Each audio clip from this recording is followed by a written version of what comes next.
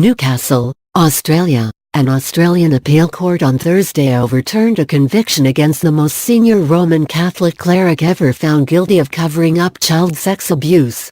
New South Wales State District Court Judge Roy Ellis upheld former Adelaide Archbishop Philip Wilson's appeal against his May conviction in a lower court for concealing the sexual abuse of two altar boys by a pedophile priest in the 1970s.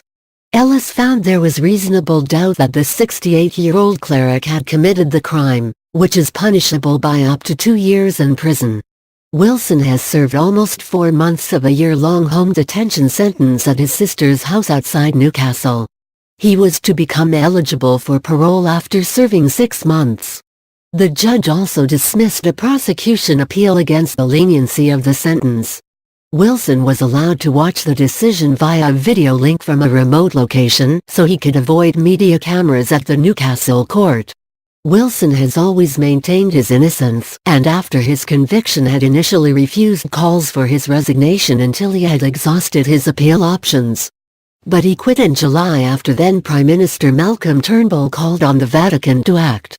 Administrator Delegate of the Adelaide Archdiocese, Philip Marshall, Wilson's replacement, said the church noted the judgment and welcomed the conclusion of a process that had been long and painful for all concerned.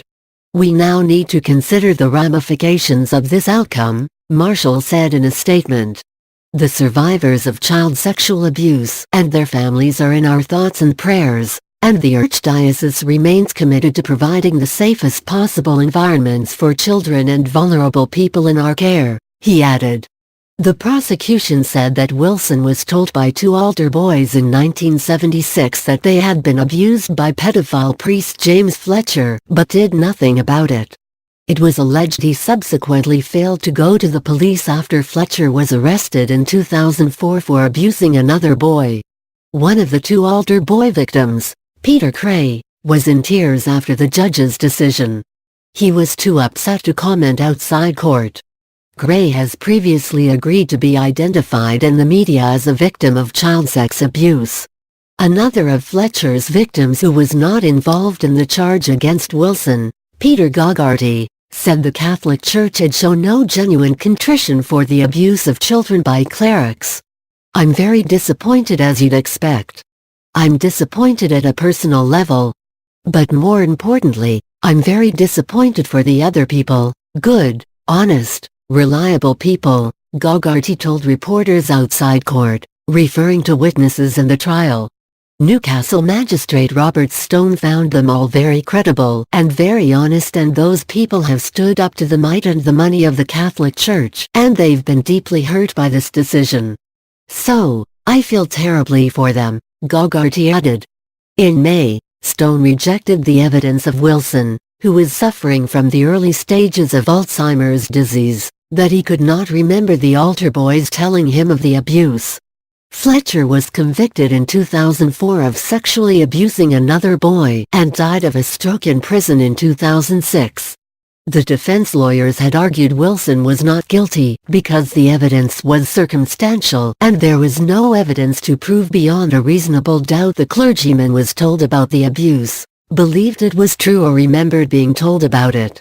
During Wilson's 2-day appeal last week, prosecutor Helen Roberts urged Ellis to consider how the magistrate had the benefit of watching both Wilson and Cray, the main witness, during the trial.